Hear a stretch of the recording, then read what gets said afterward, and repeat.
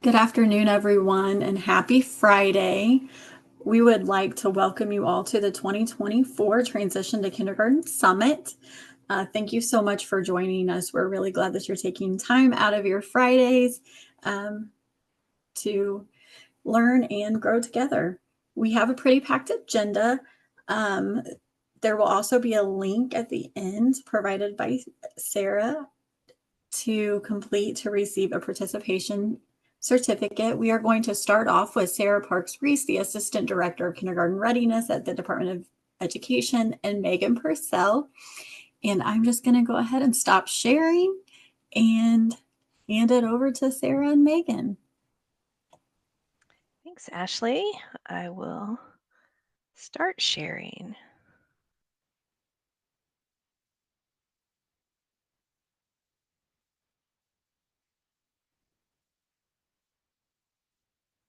Maybe.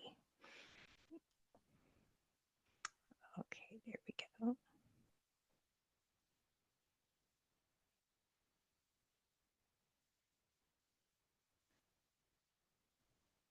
Are we good? Looks good. All right. All right, welcome. My name is Sarah Parks Reese. I'm the Assistant Director of Kindergarten Readiness here at the Department of Education. And I have with me Dr. Megan Purcell. Megan, you want to introduce yourself?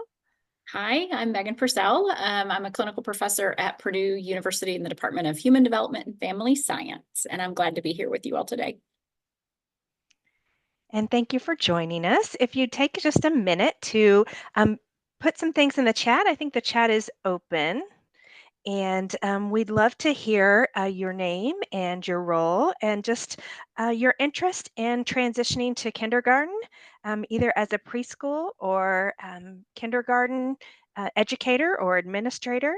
If you have multiple roles, we'd love to hear about all of them. And then one thing that you know that promotes or demonstrates positive kindergarten transitions.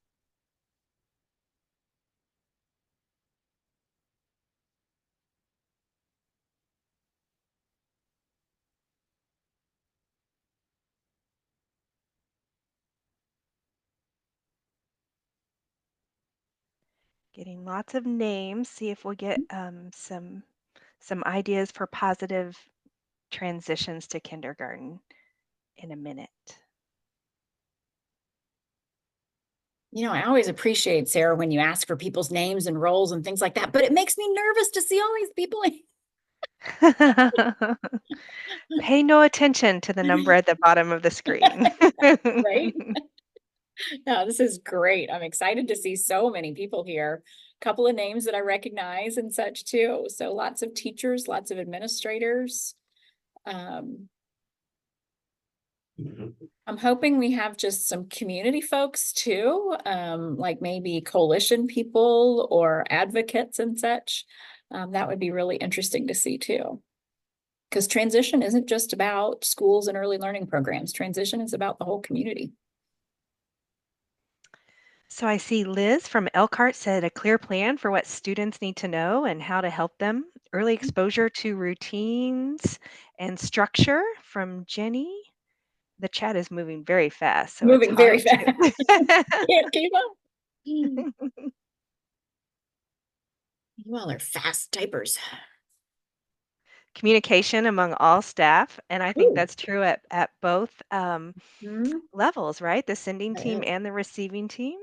Absolutely. And across teams. Yes, Mhm. yes. Communication with parents and kindergarten teachers.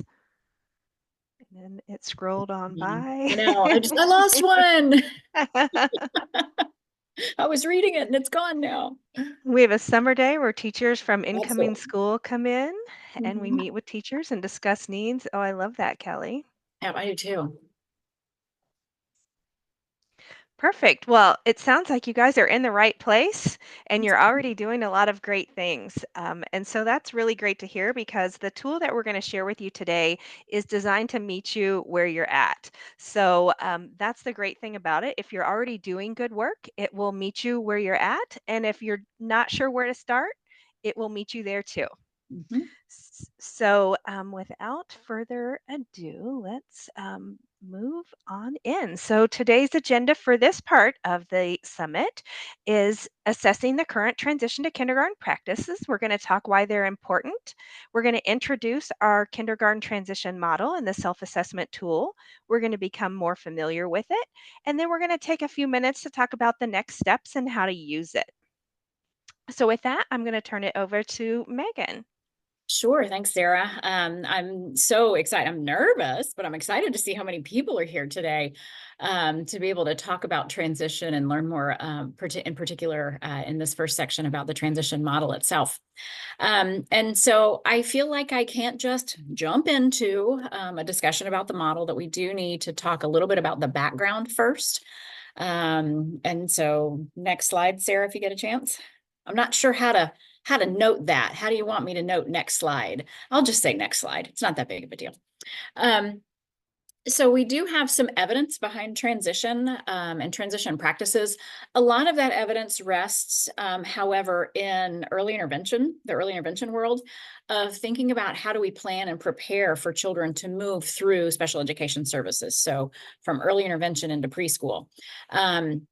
As you know, we all know there is not a legal mandate when we're talking about special education for transition planning between preschool and kindergarten. But frankly, everybody needs that. And so thinking about all children in this particular realm of conversation. But I do want to start with what the evidence says about transition planning, about some of our practices that we may have. So the Division for Early Childhood of the Council for Exceptional Children, which is a professional organization for early intervention, early childhood special education, says that transition is a process that generally involves many activities. And you all can probably roll through your head all of the different activities that you maybe participate in. But these activities are on the part of the practitioner in collaboration with the family. As with other life transitions or changes, positive relationships, in this case, teacher-child, practitioner-family relationships, are all associated with greater satisfaction, better adjustment, and overall better child outcomes. Further, the DEC has these recommended practices that are evidence-based practices. I don't know if for those of y'all that may be in the world of special education, you've heard about high leverage practices. These are HLPs for early childhood. We have two practices in particular that I really like to share and talk about in the consideration of transition planning, really at any level. But start thinking about these two practices when you're considering children moving into a kindergarten, at the start of the August start of the school year and such. And so you'll see two terms used here, sending and receiving teams.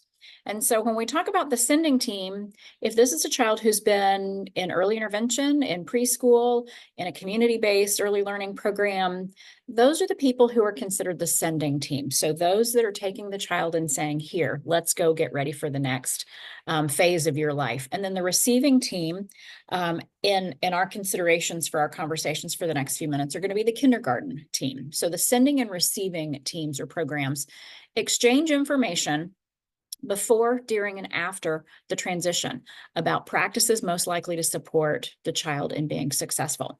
So these words are highlighted for a reason. Exchange information before, during, and after the transition occurs.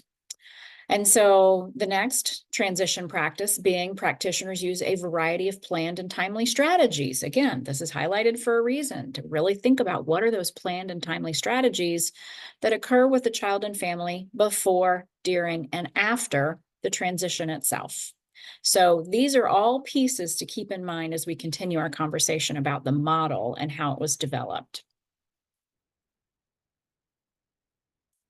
So a little bit more background. There are a couple of really strong researchers in the country having to do with transition practice, particularly transition into kindergarten, that we drew from as we started to create this project that led to this model. And so we have some indicators of some key differences in provider-family interactions, such as preschools tend to have more contact with families and just approach contact differently than schools do. And then families found contact to be more formal and less personal once the children or the child then went to kindergarten. So we see kind of a structural difference in the way professionals and families interact at the preschool level and at the kindergarten level. And so really taking into consideration what's the best of both worlds. What's the best of both worlds in these circumstances?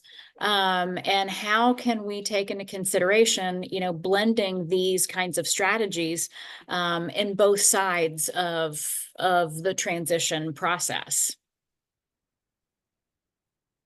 All right, Sarah, next. There we go. I have two screens open too, like everybody else does. So I'm watching my screen and the presentation screen. So our collaboration themes, again, that we found, the positives that we identified were as we increased collaboration, as we found research that talked about the increase of collaboration, that as we plan and prepare and coordinate, that families become more familiar with the elementary school and the peer connections are then strengthened in preschool. So really trying to build these collaborative relationships. The challenges that we may have are really, different cultures between preschool and kindergarten. I think those of us that have a foot in both worlds, really see that there are real kind of structural differences in the way a preschool would operate and the way a kindergarten would operate. You also see a lot of scheduling conflicts, so it makes collaboration a little bit difficult between early learning programs or preschool programs and kindergarten classrooms or programs because we often run on different schedules. And then there can be the potential for negative expectations if we share too much information about children. And so you get this preconceived notion because of what happened in preschool and such. But we can talk a little bit more about that. If not directly, even offline, we can have a few more conversations about that. So next slide, there we go. When we talk about best practices, again, you're going to see some of these names keep popping up. Again, there's some key players in the world having to do with kindergarten transition. So some best practices that we will see, and I am looking at some notes to make certain that I hit some of these topics specifically. When we talk about fostering relationships as resources, what we really want are these effective relationships building themselves as a resource for children.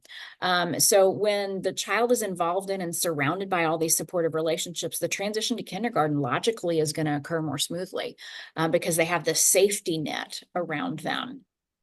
We're going to promote continuity from preschool to kindergarten.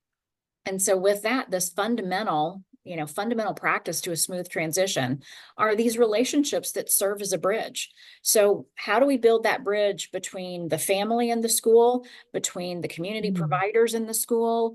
I mean, even if you have preschool within your school corporation, that there's still a bridge that needs to be built because you may not be in the same school building. You might operate under a different administrative structure, any number of things that you need to work to build these bridges between preschool and kindergarten. And so these relationships are going to be found among parents, teachers, family support workers, other school staff. Like, I always tell my students that one of the most important people that you meet in a school is the school secretary. That person knows everything. And so your lead administrators in both the sending and receiving teams are so valuable in this process. We're going to focus on family strengths. I mean, we do that all the time, but in this particular situation, we really need to take that into consideration when we're talking about how are we going to provide the most smooth transition for not just the child, but for the family, because it's tough on the family too, to be able to be making this shift from an early learning or preschool program into the elementary school or a kindergarten classroom. So we need to really focus on family strengths, think about what does the family need to have a positive interaction and a positive experience in this entire process. And then we need to tailor practices to individual needs. Again, we're all educators here in some way, shape, or form. And so we know the value of individualizing and being intentional with our intervention and education practices that we provide. But again, in transition, different families, different children may need different kinds of supports. So we really need to think about how are we going to individualize what we provide. And going back to this word again, form collaborative relationships. You're going to see the word relationship a lot in our conversations today. So really thinking about how do we form relationships among children, between families and providers, between preschool programs and elementary buildings. How do you just really build this support network where everybody is open and collaborative to be able to support children to have the best outcomes, because that's really our ultimate goal in this process. And so one other piece to think about are these connections. Oftentimes when we think about kindergarten transition, we're really thinking about just what does the child need?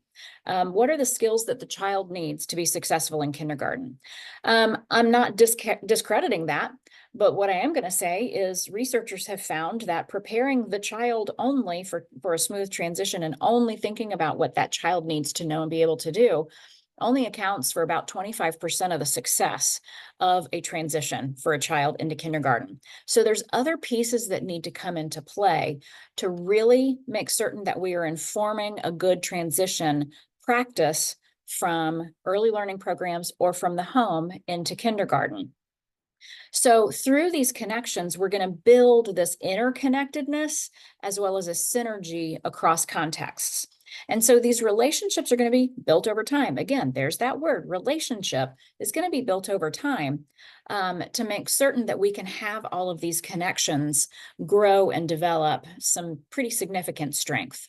So we do see child school connections. This is that preparing the child. How do we get the child ready for the new experience? How do we prepare the new teacher and the classroom? Are there things that we need to know to be able to be ready on our end as the receiving team? How do we prepare the child to understand where the school is, how to function within the school, going on tours? That's one thing that I hear a lot of in Indiana, which I love, is, offering the opportunity for families, for groups of children to come in and take a look at the classroom, tour the building, walk from the classroom to the cafeteria, things like that. Just being able to orient yourself to that school building that's going to be so new. I can vividly remember, I actually didn't start school until first grade because I'm that old. But I really remember, one of my first days just getting lost in the building. Thankfully, my brother was in the same building with me and he came looking for me. And I still remember a number of years later how terrifying that was of not knowing where I was inside this school building.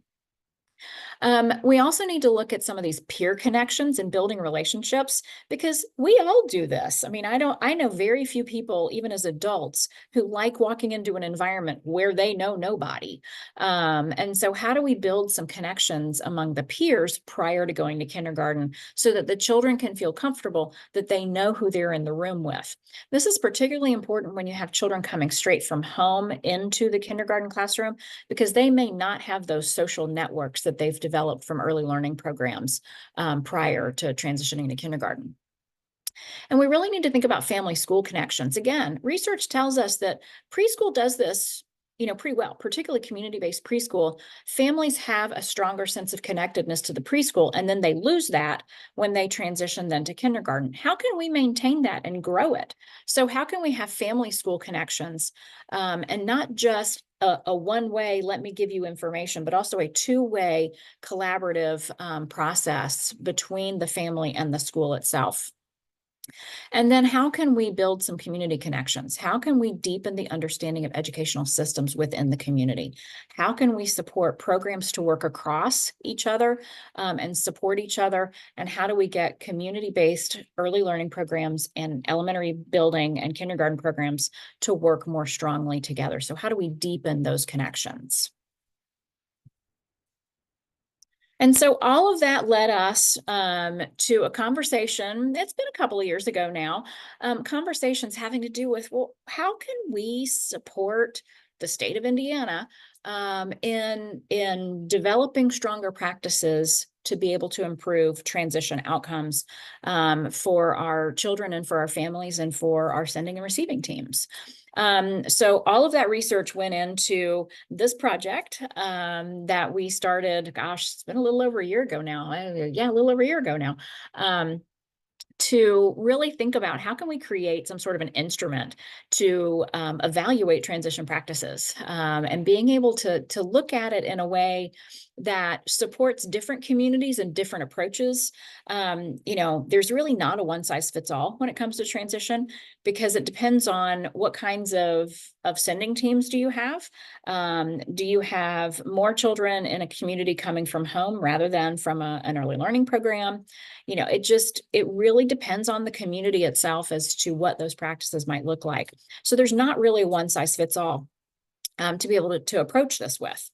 And so we were in collaboration with Indiana Department of Education to create this instrument based on the 5 transition values that had already been issued by the Indiana Department of Ed. And we'll see those here in a bit. We really also wanted to look at this instrument as not just an evaluation measure, but also something that could support continuous improvement. I am one, for those of y'all, because there's several of you on here that know me, I'm one that says, well, let's just not, I don't want to be stagnant. I don't want to just say, here's where we are. I want to say, here's where we are and here's where we want to head. And so we really came to a conclusion that we didn't want it to just be evaluating without providing an opportunity for continuous improvement. And this really can kind of be used by anybody. It's designed in a way that it's not just to be used by your LEA, your schools. So it can be used by LEAs. It can be used by early learning programs. It can be used by community leaders, such as coalitions or community foundations or something like that. It can also be used by families. Now, the families may not be the ones sitting there, doing the evaluations, but it can certainly contribute to some, grassroots organization of families being able to advocate for practices in their own communities and between the sending and receiving teams that they might be participating with. So yeah, let's just keep rolling there, Sarah, because I see I'm talking too much and running us out of time, which is typical for me. So the methods that we used were, we started with focus groups that I really wanted to talk to providers, both sending teams, which would be early learning programs, and receiving teams, which are kindergarten classroom educators and elementary building administrators and such too, leaders in both avenues. And so we scheduled for providers, and then we also scheduled for families. We ended up also following up with a family survey because we didn't have as much response with the focus groups from families that we really wanted. So we followed up with a survey and got more information to be able to apply to this process, which was really lovely to be able to gain a lot of family input as we were creating this model. And so one thing that I was really adamant about is I wasn't going in with, here's an idea, what do you all think? I actually put together professional learning communities with one of my colleagues at Purdue, and we ran a number of professional learning communities with early learning providers and administrators and kindergarten educators and administrators or leaders in the community. And so we put these friends down in a room together and started I almost ran it almost like a seminar of, here's a piece of information that I want you all to take into consideration. And we just sat back and let them talk. And so my colleague and I were furiously taking notes and things like that through these professional learning communities to really get folks to have conversation and think about how can we work and build that bridge across the sending and receiving teams just within this one particular community. Once we started creating some drafts, we did do external feedback. And so the external feedback, the reviewers and such, it came from, leaders in the communities, leaders at the state, other providers and such too. So it wasn't just this one group creating this entire model and not receiving any additional information about that. So we did get some external feedback that continued to improve what was being created. And so our timeline, and you see it's really been relatively recent that we did all of this work, which is really exciting to think about the fact that it's gotten done that quickly. But we had focus groups a little over a year ago, so September of 23. And then we didn't issue the family survey until early of 2024, kind of as we were rounding the curve of starting to pull the model together. And you see the PLCs were 6 meetings from October through March. And then our model feedback happened kind of late in the academic year, April and May. And so what we came up with was this. And so a few of you all may have seen this model. It's been out for a bit. And I know Sarah and I both have done some presentations on it. But let's walk you through it a little bit. And Sarah, why don't you also help me with some of this too, so that it's not just me talking about this. But you're doing so great. But I want you in this too, because you had a strong hand in this too. Let's back up. Let's look at starting here at the values. Again, we were really it was very important to us, let me put it that way, that we held true to these 5 values for transition that IDOE had already issued. So communication, respect, collaboration, leadership, and data sharing. These were actually our key points when we would meet with our professional learning communities. And there was actually 2 of the PLCs. We did gallery walks. And so we had all 5 of these around the room on big Post-it notes. And we talked about, we said, hey, write down what's going well, write down questions that you have. And so we did that one evening, and then we had them go back around in a follow-up PLC after they'd had some time to think, and I offered them some readings and things like that. But this was really what drove the outline or the focus of this particular tool. So keep scrolling there, Sarah, for me, please. There's a lot of narrative that explains kind of what we talked about just now, and where we came from, and just kind of our perspective.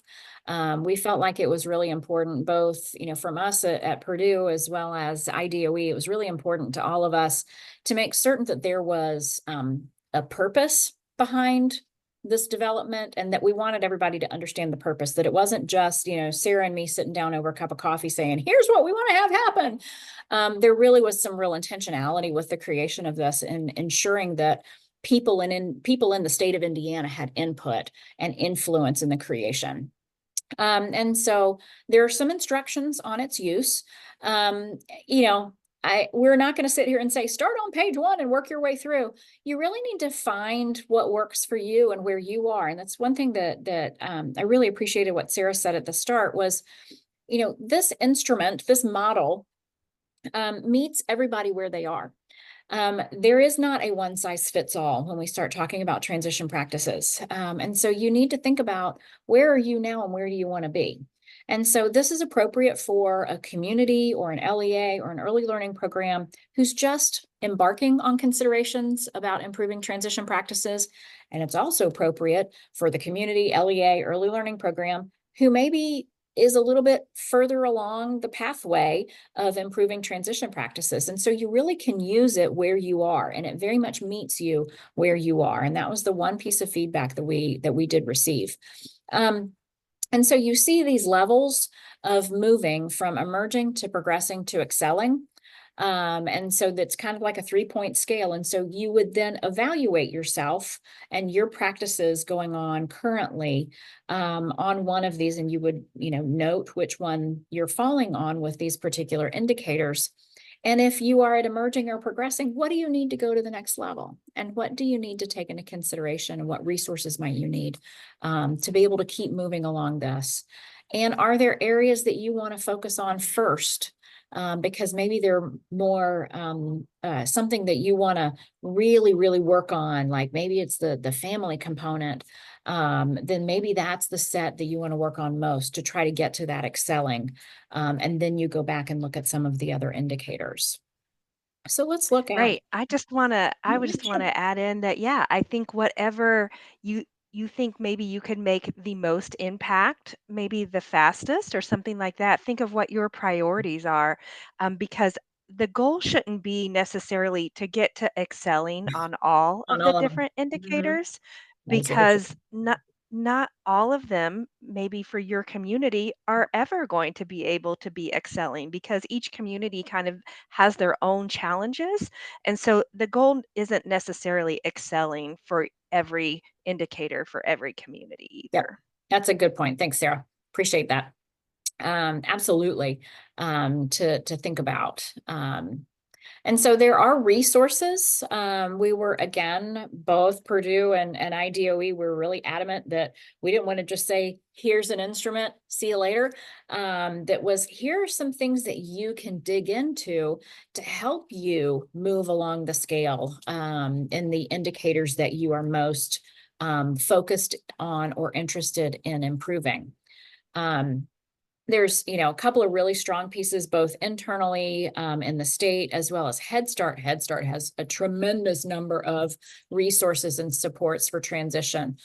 So definitely taking a look at those as well as some other just kind of more researchy and stepwise resources in the world. So this is what a page may look like. And we started intentionally, with indicators for supporting families because the families are the focus as well as the child in this process.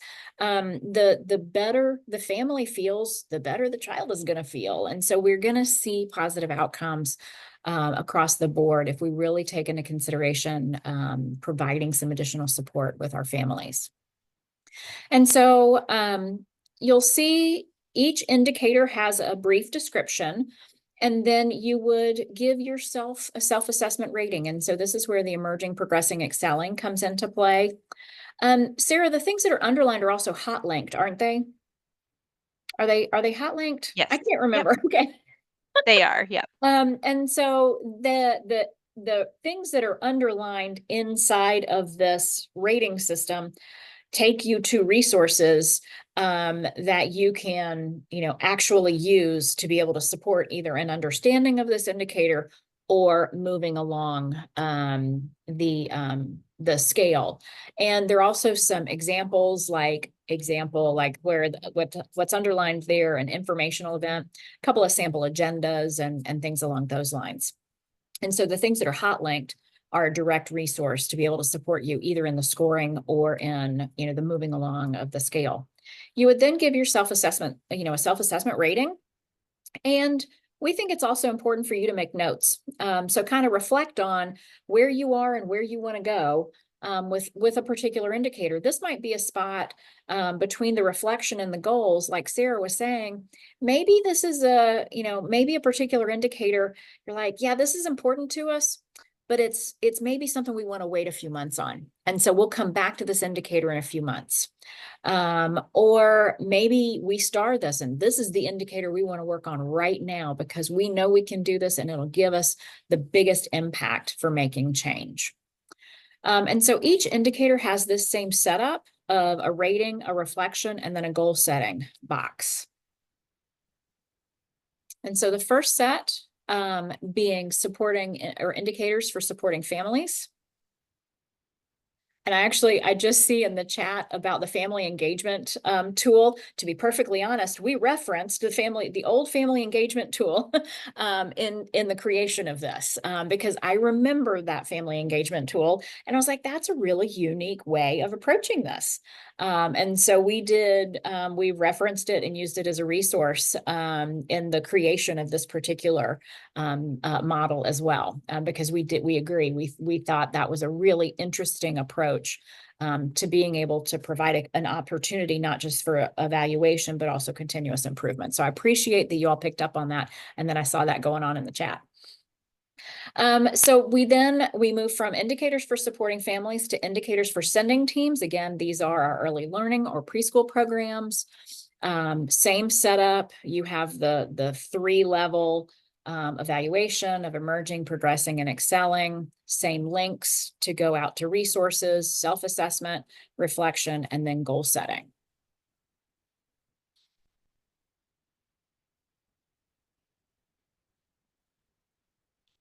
And then from sending teams, we move to receiving teams. And so there's different sets of indicators for where you want to focus. So indicators for receiving teams.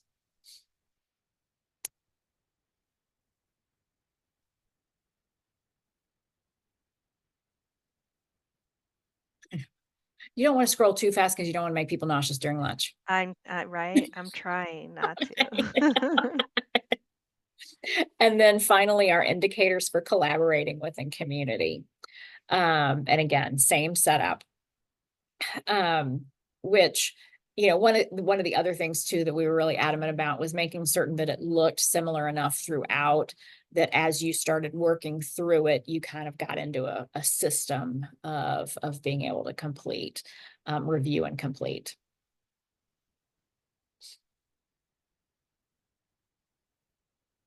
So I can't, yeah, I was thinking there's not really, I think all we do at the end is just like a reference list sort of thing. Yep.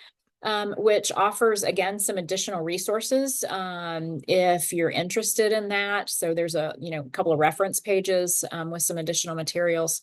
But yeah, we were, I think, pretty excited about that. That the work between us and IDOE.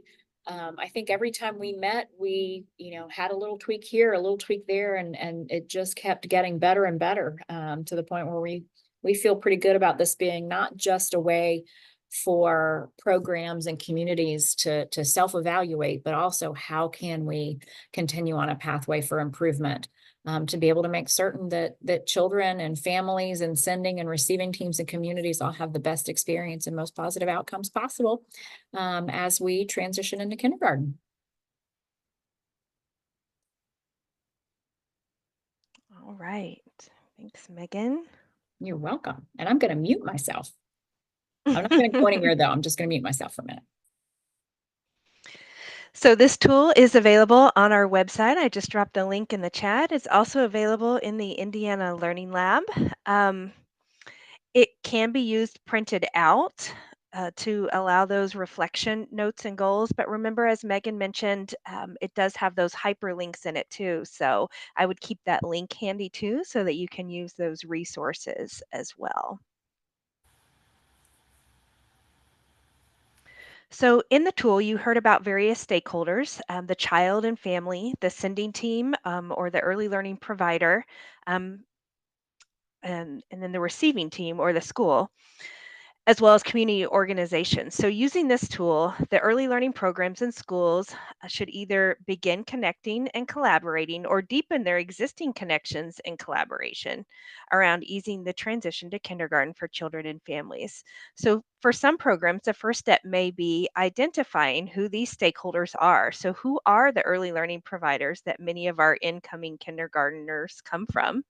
Or what schools do many of our graduating pre K students enroll in?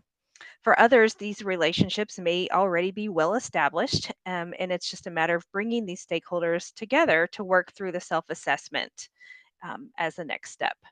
So, again, we don't necessarily recommend completing the assessment in isolation. We think ideally it would be great to get everyone in the same room to collaborate and complete it collectively.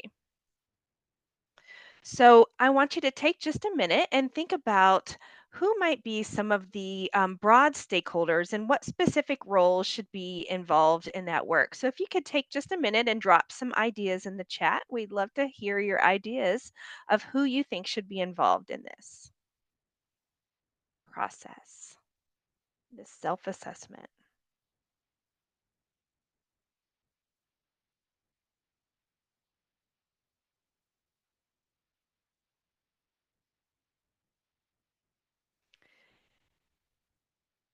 And this is a tool for all pre-K students. I see someone ask. So it's for all students, all kids that are transitioning into kindergarten. It doesn't even really have to be children transitioning from preschool. That's why we have community partners. So we want to try to get to those families who are going to the library or to the pediatrician or wherever families may go. So I see, let's see, again, the chat's moving pretty quickly. Kindergarten teachers, pre K teachers, administration, therapists, nurses, building principals, teachers of records, secretaries, counselors, social workers, families, support staff, coalitions, bus drivers, nurses, teachers. Let me know if I miss one that has a new churches, health department, Head Start.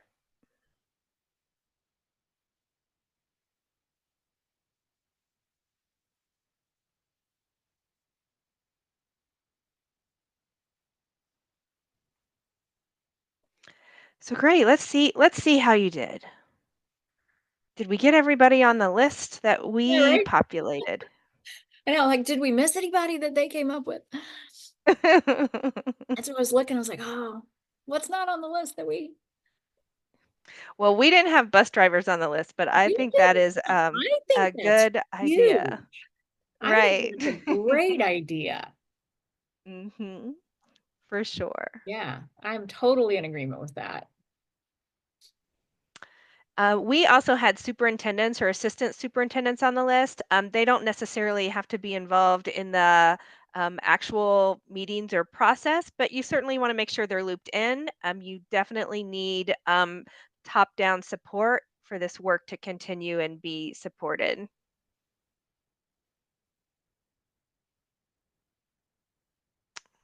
Right. And then after you've started to come together, once you've identified the stakeholders, you're ready to invite families from those identified schools and early learning programs to be part of the stakeholder group. So remember, you're going to want to look for families from different backgrounds, different auspices, different types of childcare programs. So childcare homes, childcare centers, schools, etc. And then within those programs, different socioeconomic levels. Families that may be on my way pre-K or receiving CCDF vouchers, families from Head Start, families on sliding scale, but then also the families that are paying that full fee private pay tuition as well. And then different levels of infrastructure. So if you live in an area, I kind of live in an area that has both rural and suburban. So trying to capture all the different infrastructure levels in your community as well. Then identify community partners to focus on those with a greater influence on young children and families and ties to that larger community, um, whatever that may look like in your community. So it'll be a little bit different for each part of the state. So we've listed some possible suggestions here on the screen too. So public libraries and parks, faith-based organizations, we saw that pop up in the chat too. Pediatricians, health departments was in the chat as well. YMCA's, youth organizations, coalitions was also in the chat. So, yeah, you guys were right on the money. You know exactly who to invite to these stakeholder meetings. And then also consider local employers. So, particularly larger ones, sometimes they also have a partnership with a childcare program as well. So, or they may pay a portion of childcare for their employees. So, after stakeholders are identified and brought together, the tool is designed to work through collectively, like I mentioned. An experienced facilitator should be identified and ideally serve as that point person each time the team meets. This could be an administrator from the school, or an early learning program, or an early childhood coalition leader. But the facilitator should encourage discussion throughout the process. So, kind of the way Megan was talking about in her focus groups. So, an example is a sending team might not be the only person responsible for completing that sending team section.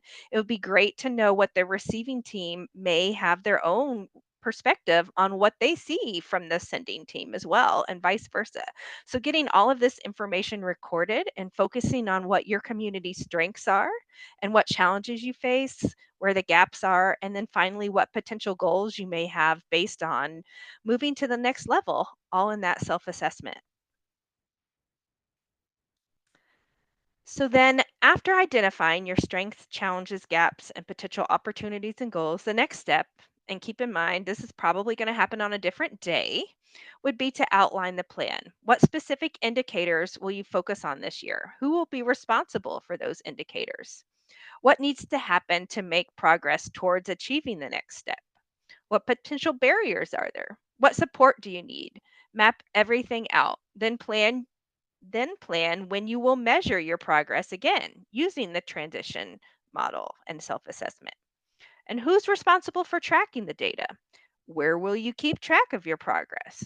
Determine if outcomes will be measured in any other way besides a self assessment. And then finally, how will you sustain this plan? What policies will be put in place to support sustainability and ensure these transition practices continue? This is another reason it's important at the school level to have more than just the kindergarten teacher or even the principals involved, as sometimes they will come and go, but to have a systems approach across the corporation that is this is what we do. So, with each school working more individually on that implementation plan that's specific with their early learning providers and their community, but across the whole school district, this is what we do. This is how we transition kindergartners. But then each school is responsible for these are our relationships, like Megan was talking about. So, with that, we will wrap up. I do want to share we have a kindergarten readiness community in the Indiana Learning Lab. You can scan that QR code there, and we have a bi weekly blog post there, and that will share new resources as well as other tips and things that are usually relevant to that time of year. So, you're welcome to join us there. And let's see if. The next slide is just our contact information. And with that, I will stop sharing and I will turn it back over to Ashley for our next part. Thank you, Sarah and Megan. That was wonderful information. So exciting to have all of this new resource for us to use. Next up, I'm going to be passing it over to Alyssa Christie, the Senior Special Education Specialist and Early Childhood 619 Coordinator with the Indiana Department of Education. And she will be asking some questions for a discussion panel with Deb Sura from Jimenez Head Start. She is the Education and Disabilities Manager, and Kristen Parisi, I might have said that incorrect, Director of Early Learning Center at MSD Washington. Handing it over to you, Christy. Thanks, Alyssa, Ashley. sorry, I called you by your last name. It happens all the time. I get Christy. I also got one that said, hello, Alyssa and Christy. So I just accept all manners of my name. Well, hello, everyone. Like Ashley said, my name is Alyssa Christie, and I'm the Senior Early Childhood Special Education Specialist with the Office of Special Education. I have the pleasure today of leading a panel from your colleagues around the state that are doing this work every day. Today with us again, we have Kristen Parisi, the Director of the Early Learning Center at MSD Washington, and Deb Sura, the Education and Disabilities Manager with Jimenez Head Start. For this panel, I'm going to ask a series of 5 questions to both of our panelists regarding transition to kindergarten, and particularly transition to kindergarten for students with disabilities.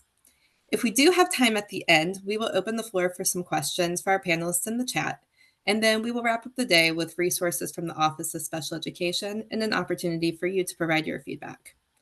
So without further ado, we'll get started. If our panelists haven't already, if you'll switch on your cameras for me, and then we'll get started with Kristen. Kristen, can you introduce yourself and give an overview of your professional experience? Absolutely. And Ashley, you got it right. Can you guys all hear me? Are you good? Okay. Ashley, you got it right. My last name is Parisi, and I am in a new role this year, just actually a similar role to what I've been doing in the past, but in a new school district. So I am currently the director of the Early Learning Center in Washington Township. So we sit on the north side of Indianapolis. Previously, I was on the south side of Indy at Clark Pleasant Early Learning Center doing a very similar role. But before that, I've been a special education teacher. I've taught general education, mostly primary grades. I did a stint in 7th and 8th grade, and then I realized how quickly I needed to move back to these sweet little ones. And this is my 30th year in education. I'm not quite sure how I became on that side of the line. You know, when you stand in a line of everybody with the years of experience, and I suddenly am like the one on the end. But I wake up every day and feel lucky to get to come to the job that I have and work with the students and the staff and our families in the MSD of Washington Township. It's truly a wonderful place to be. We sit in a brand new building that opened less than a year ago, and so it's very magical here, and a great place. So come, if you ever want to come visit, please don't hesitate to reach out to me. Thanks so much, Kristen, and thank you for all of your years of service. And you just have a wealth of experience to add. And so we're so excited to have you. Deb, I'd love to invite you to do the same if you'd like to introduce yourself and give us an overview of your professional experience. Sure. Nice to see everybody today. My name is Deb Sura, and I am the Education and Disabilities Director for Geminis Head Start, Early Head Start in Northwest Indiana there. I've been with Head Start, wow, 27 years now. Now I feel old. And I started work in Head Start as a teacher. And prior to that, I taught elementary school. And then I started doing preschool probably after my children were born. And I started to see, how important learning was at such a young age. So that's kind of how I shifted there. I've done a little bit in Head Start. You wear a lot of hats, so I've done a little bit of everything in Head Start. But I really like where I am now with the education and the disabilities. Thank you. Thanks so much, Deb. We're so excited to have you, and also just so many years of experience to bring to the table. And we're so excited to be able to ask you all about what you're doing in your programs. So we'll kind of dive into the meat of things, and we'll start back with Kristen again. And I'd love to hear, how does your program ensure a smooth transition to kindergarten, particularly for students with disabilities? Sure. And I'll probably talk a little bit about my previous position at Clark Pleasant, since I have gone through that process with them, as well as now I'm starting the new process in Washington Township. And actually just yesterday sent my first email. So I reached out to our elementary principals, and my first question was, who's a good contact person? So I know how much is on every building administrator's plates, and I don't want to be the one that adds one more thing. So I want to know who they want me to contact throughout their building, throughout this whole process. And then I also asked them to give me some feedback on the process that took place last year. This was something that I also did at Clark Pleasant, and so I could just gather information on what went well, what maybe they would like to see done a little bit different, and how we could just ensure that those first few weeks of kindergarten were really successful for children. And then I'd like to do one more thing with them. Actually, I've got lots of ideas for them, but I put one more on the email yesterday. I asked them to help me by sending some pictures of their building. So on that last day of school for us, I want every child who will be transitioning to kindergarten, I want them to take home a book for the summer, just kind of a social story about where they will be headed to for kindergarten. And that will be just part of our transition plan. So I asked the principals to help me with finding someone in their building that could take, I want a picture of the front of the building. I want a picture of all of the specials classes. I'd like a picture of the cafeteria, the playground, kindergarten classrooms, just some of those areas in the building where kids, it would be really helpful if kids kind of had a visual of what those places are going to be. And then I'm just going to put a Google slide presentation together of a social story about going to kindergarten, and make sure that I know where kids are going and they get them that personalized book. And when I say personalized, I mean everybody who's going to Willow Lake will get the Willow Lake book. I don't mean that I'm going to make one book that is specific to every child just because we have so many kids that are transitioning. If I had a smaller school, then I would certainly love to do that. I do that when we transition children into our program, so that they can see their own face on their bus and all that stuff. And then we are going to work on creating kind of a kindergarten boot camp. This is something that I did last year, where we had kids that came, excuse me, kids that were coming to kindergarten. They came to their elementary schools about 2 weeks before for 3 days. They just came in for a couple of hours each day, and they came in, they worked with a kindergarten teacher and a resource teacher. They practiced walking down the hallway when there was no one else there. They practiced getting into the cafeteria when the cafeteria was quiet. They practiced how do you go through the line and hold a tray. They just ate a snack while they were there that day, on those days, but just to give kids the practice in a time when the building is not overwhelming. My fear for kids, when we do those ice cream socials in the fall or the back to school night, it's so overwhelming. There's, 600 students, and then you've got, over 1,000 parents, and then we've got siblings that come, and that can be such an overwhelming time for our students with special needs. So I always want to make sure that we have some quiet time for children to come in the building, and that worked really well this fall down at Clark Pleasant. So the other piece that we use to help ensure a smooth transition, we've created a spreadsheet that has, it's one big workbook that has tabs down at the bottom, and each tab is a different elementary school. And in the spreadsheet, I've listed every student's name based on where they're going for elementary school. And then I ask my teachers of record, so our special education teachers and related service providers, to go in and fill in some information. So what is the projected least restrictive environment? What are some goals? What are some concerns? Are there behavioral needs? What kind of support do they anticipate the child needing? For example, is it just going to be a support as a typical peer, or is this going to be a child who's going to need to stay in arm's length of reach of an adult?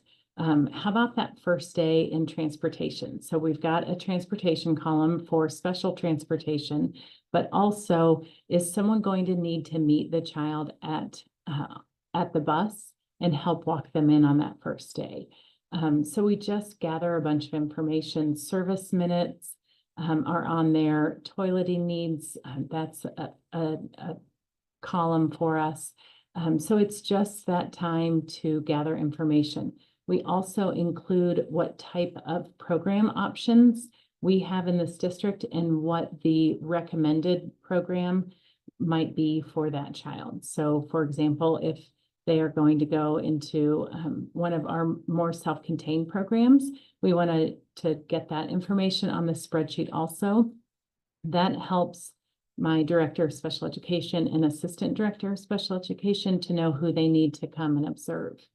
And then I've also invited our elementary staff to come. I'm going to create just a sign-up genius so that they know when they can come and observe.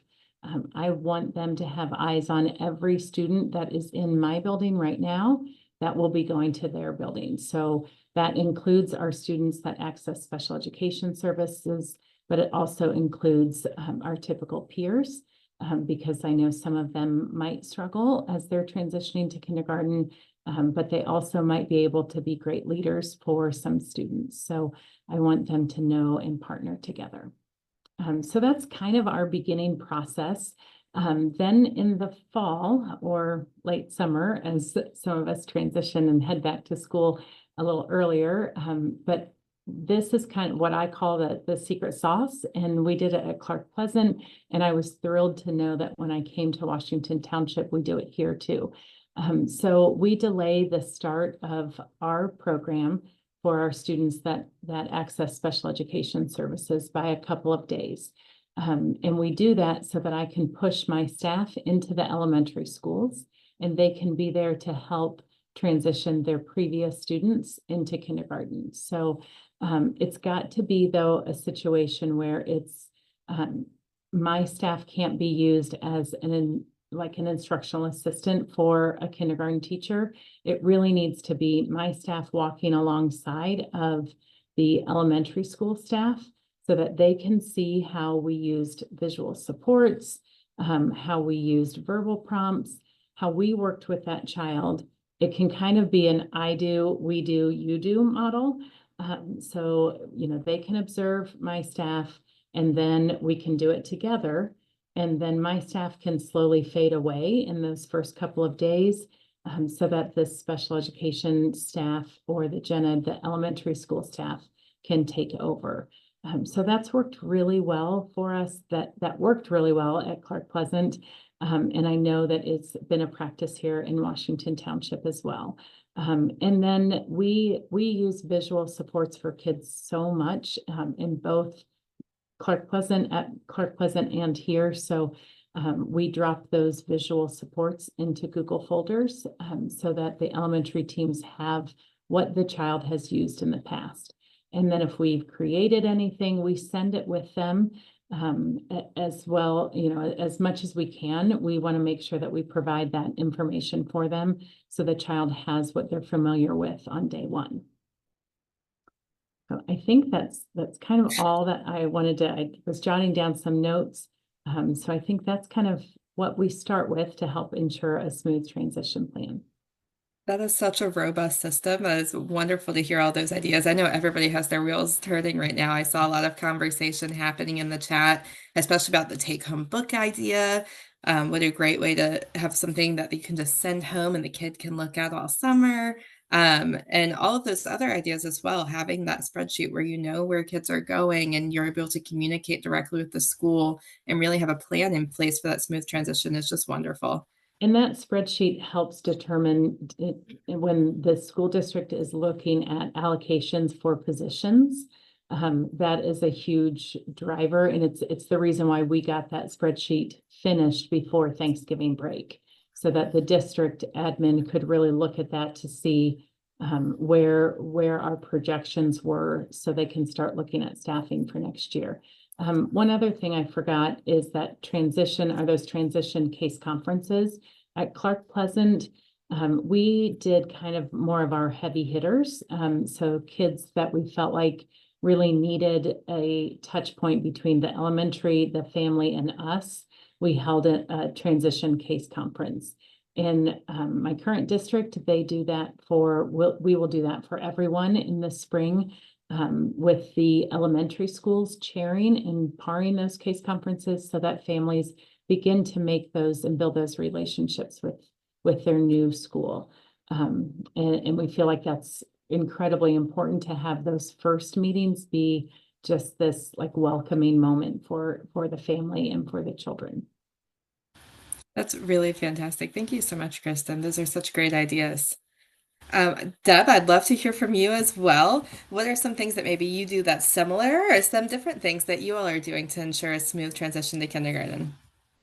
Sure. As you know, a Head Start program's laid out a little different than a school corporation. So we have home base, we have center based, we have delegates where our programs are in school corporations. So on ours, we've started with the collaboration between, obviously, we want to start first of all with our kids, especially the children with special needs that are coming into the program, and trying to make them first come into Head Start and feeling comfortable as well. So we started with a lot of collaboration with First Steps and with the local agencies for special education. So we've been doing some more cross training by bringing the special education teams in to talk with our teachers, so our teachers understand a little bit more about what kind of services are the children getting at their other schools or from other programs, to help them learn in the Head Start program and adjust to it. So we've been working a lot with that, trying to lay that out with our teachers. trying to make sure that the local LEAs and special education co-ops, first of all, understand our program and what's going on in our program, and then how can we merge these services together. So we've started with a lot of our teachers are able to go over and see the children if they're attending a special education co-op, so that they can go in and see how the child is reacting in there, and what kind of techniques and strategies the teachers are doing there, so that we try to keep that consistent piece for the children, so it's not so much of an adjustment for them. We've started really, like everybody has said, to really to beef up the visuals. Our teachers at first, I think, struggled with doing a lot of visuals and trying to put these social stories and things together. And these social stories and books do move with the children. They go from their home to the school and back and forth. And parents are encouraged to put things in the social story, as well as we're putting things in the social story. And then the next step, obviously, would be to have the kindergarten start to put things in. It's a little tough with our kids transitioning because a lot of times we don't exactly know what school they're transitioning to. So it gets a little harder in that realm because they have so many choices and so many ways to go. So we've been, just trying to really work hard, trying to let parents be informed in what different services are offered in the school, and which school might be best suited for their child. We do attend. Our teachers are encouraged to attend case conferences to work with that.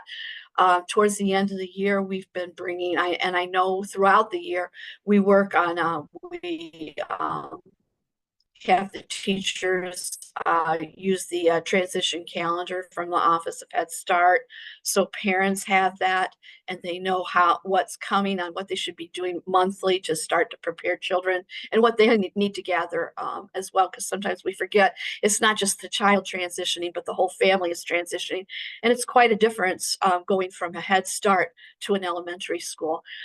So we've been working with that, as well as I'm trying to think what else we've done, um, including our teachers as much as we can in everything, just to try to put that piece together. So those are the things that we've been working on. Thank you so much, Deb. Two of the things that I'm really seeing that are very similar with your programs is that high emphasis on visuals. So social stories, making sure children know what to expect with what's coming next.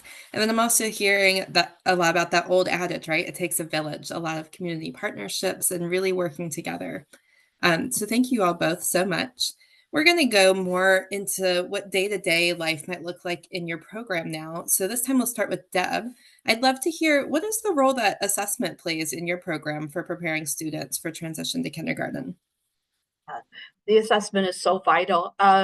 We use TSG, Teaching Strategies Gold. I guess it's called now Smart Teach. They keep changing the name on us, on the system. But it's based off of our curriculum and our kindergarten readiness goals. And it's constantly looking at those goals and constantly saying, do we have what we need for our program? We have what we call professional learning communities. And after each checkpoint, and we get our data in for how the children went, we have a data-driven professional learning community where our teachers have all their data in front of them, and they're asked a series of questions. What do you think? What kind of track are we on? What can you change in your teaching style? How can you individualize more for the children? What is a group? What can you see as a whole organization? How do you compare to the whole organization? Because we give them the data for the entire Head Start program as well as their site, and it's driven down to their classroom as well. So teachers have the ability to see, where do I stand in comparison?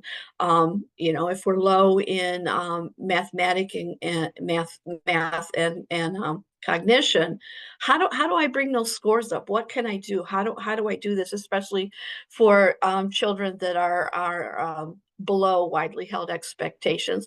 And for the children that are above widely held expectations, what are we doing for them? How are we challenging them to encourage their growth? So we've been working really hard on making sure that that our teachers understand the data, so that when they're explaining to parents at parent-teacher conferences and at home visits, is what are the next steps? What can parents do at home? What can our teachers do in the classroom? And what can we do as an entire organization? Do we need more materials? Do we need more PD? What exactly do we need? How to drive it? Yeah, we're constantly looking at our assessments and how do we measure up, and then how do we compare nationally as well. That's wonderful. It sounds like you really put a heavy emphasis on really individualizing that learning experience based off where each kid is at, which is so essential.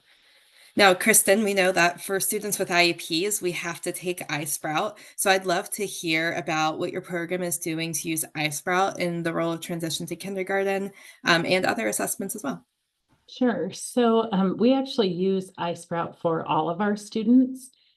So even the children who do not have IEPs are assessed using iSprout. And the reason we do that is because I want a common assessment tool that is built for all students. And I was just sharing my love for iSprout with some teachers last night at a Spark training. And I think when I said, "Oh, I love iSprout," I think they looked at me like I'd probably had 4 heads. But here's why I love it. I appreciate that there's a rubric that goes with each of the SKBs. And that rubric gives me a starting place or a present level for a child at an infant level all the way through to kindergarten age. And I like that because we have a lot of students, as probably you do too, who are not at grade level or age level. They're not where they should be. And so I was finding that we kept telling parents, because before we used iSprout at Clark Pleasant for everyone, we were using these standards, and we kept saying to a parent, "I'm sorry, your child is still not where we would expect a 3-year-old or a 4-year-old to be." And so the parent was just at some point, like, you just get defeated as a mom or a dad, and that was heartbreaking for us. So when we started looking at using iSprout, we were like, wait a minute, we can say, yes, the child is at a level B. And granted, we wanted them to be at a level 1 when they came to us, or a level 4 or 5 when they leave, but at least we can find a place to say, this is where the child's present level is. And then we can say, here's where we want them to be at the end of this year. And that's our goal. So we also use this for writing IEP goals. So we know where the present level is, we know where we want them to be at the end of the year, and now we can hit every single step in between there. We know why a child can't be at this level yet because they haven't mastered all of these skills yet. So I hope you can kind of visualize with me that iSprout scale or rubric as I'm kind of talking that through a little bit. But that's why I love iSprout.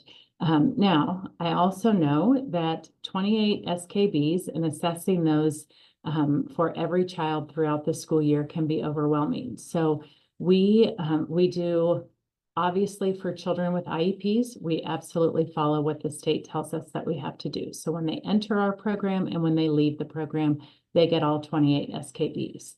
Then throughout the school year, we are looking at essentials. So just like in the K-12 world, where they lay out essential standards, we have selected essential SKBs that we believe are vital to the success of the child in the next grade level or the next age band level, however you want to refer to it.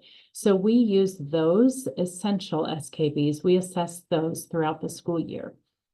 When I left Clark Pleasant, we were doing all 28 at the beginning of the year for every child and all 28 at the end of the year for every child.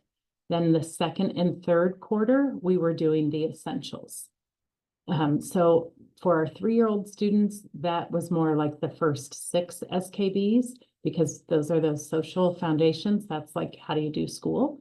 And then for our pre-K students, we selected ones that were different than the 3-year-olds. So we were looking more at letter identification, number words, some of those early language arts skills and math skills, along with we had kids last year in our pre-K program that were struggling with safety awareness.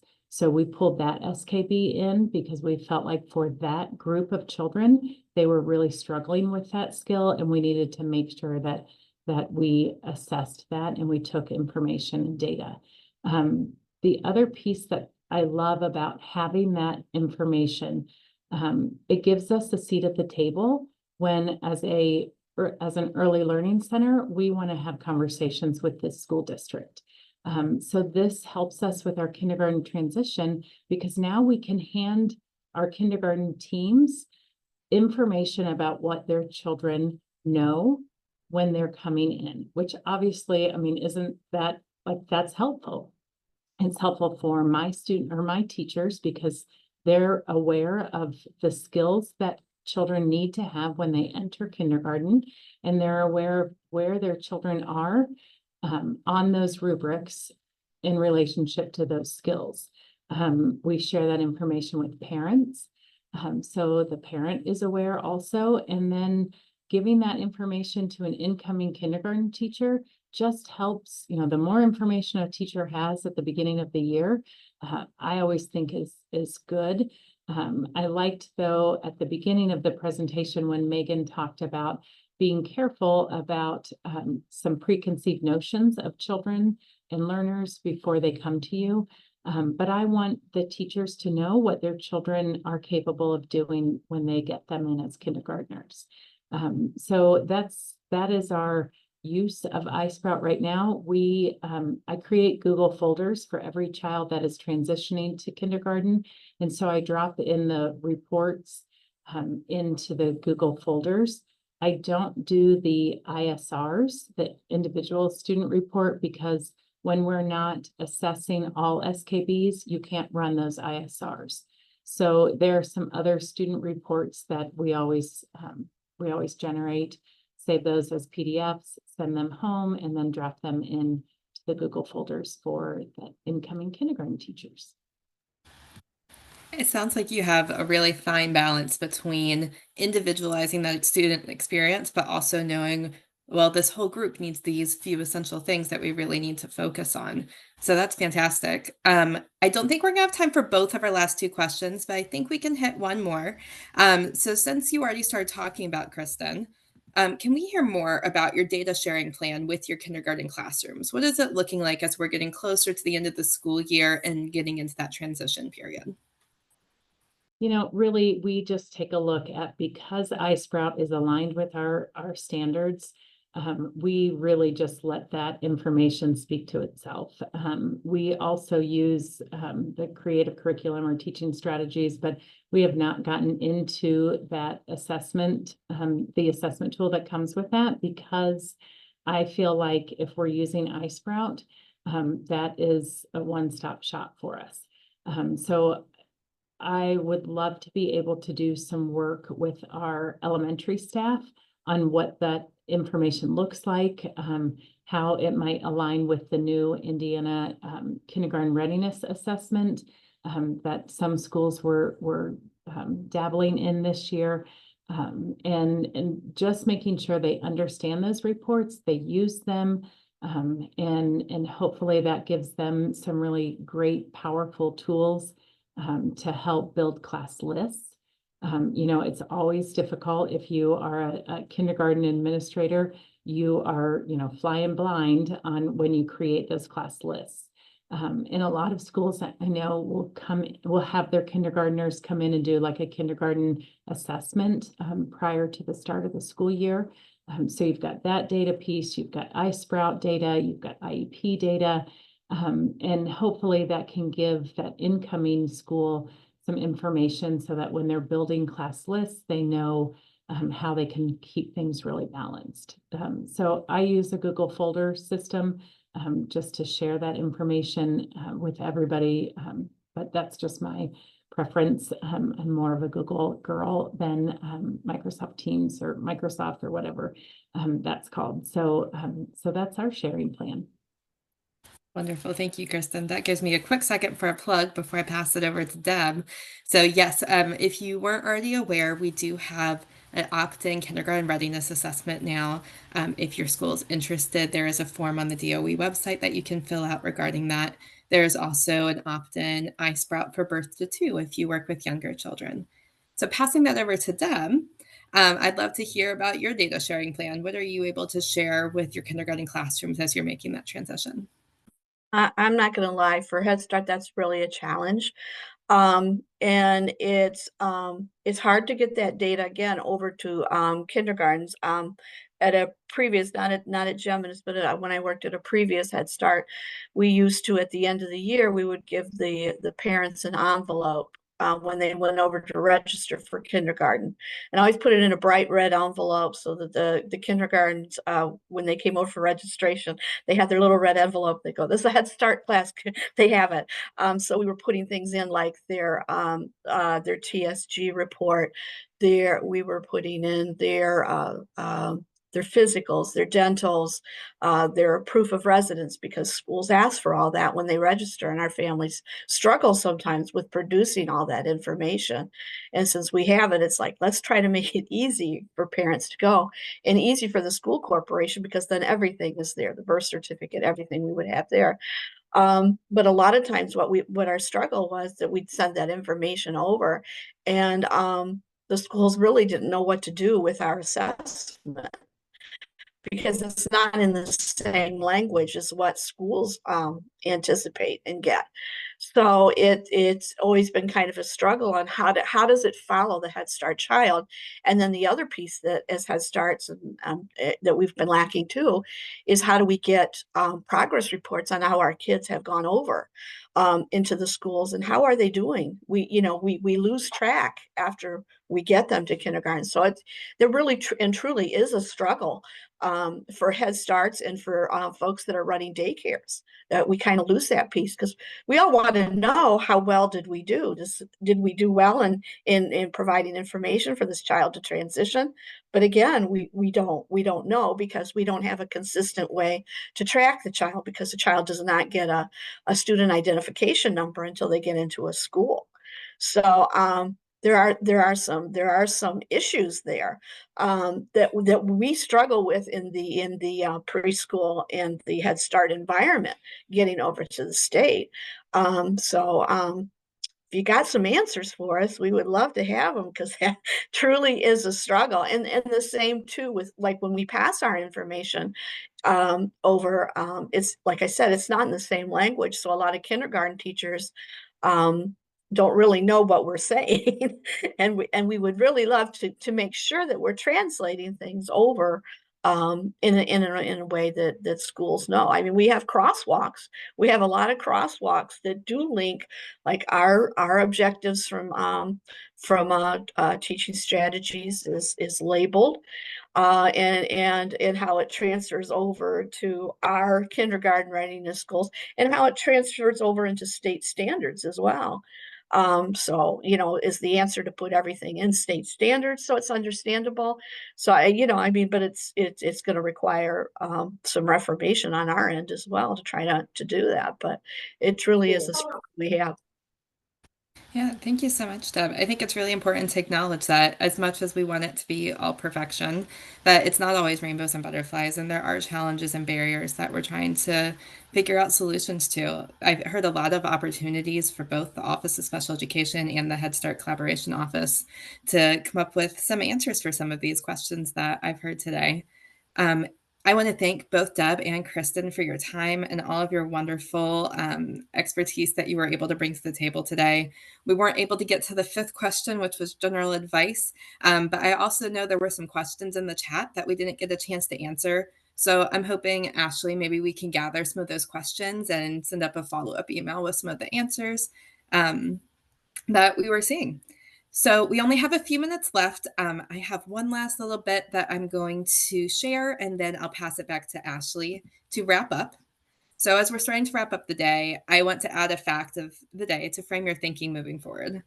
Although this is a problem nationwide, we're going to focus on a state of Indiana fact in particular. Did you know that in Indiana, if a child with disabilities starts preschool separated from the general education peers, they are more than 50% likely to stay in a separate classroom in kindergarten and beyond? While this is just one small reason that inclusion is essential, keeping this in mind, I want to provide some important new resources from the Office of Special Education. We have a new Spread the Word available on our website that I'm going to link in the chat that covers LEA responsibilities when deciding the appropriate placement options regarding preschool students with disabilities. In addition, I'm going to provide the link to that JOT form again to submit your thoughts about inclusion in the state. We currently have 29 responses, and we are hoping to see a lot more from both our LEAs, Head Start, and anybody else involved in early childhood. So I'll be adding that link in the chat. And finally, if you are interested in early childhood special education in Indiana, we do have a collaborative group that meets quarterly to give feedback directly to the Office of Special Education. If you would like to participate or receive emails related to that group, I'm going to also put the link. It'll be the second JOT form to sign up for our mailing lists. So I'm going to put those 3 links all in the chat. That was a lot at once, but I'm going to thank Deb and Kristen again for your time today and again for your expertise. And then I'll pass it back over to Ashley Moon to wrap us up. Thank you, everyone. I know that we heard some interesting things that are already happening, ideas and things that we can work on for the future. So this was a really great time for all of us to come together, and we really appreciate everyone taking time out of their day. And I got some exciting numbers. We did have 471 register for this summit. So we did record it. So hopefully we can get that shared out and maybe up on our FSSA YouTube page. Please make sure to complete the Transition Summit feedback form, and we will send out a certificate of completion. Sarah, do you have anything else you need to add that maybe I forgot? I do not. Look at us. We finished 4 minutes early. We can stay on for a few minutes if anyone has a question or something they want to throw out. We did drop a lot of links in the chat, so try to save those to reference back to later. And thank you all so much for joining us today.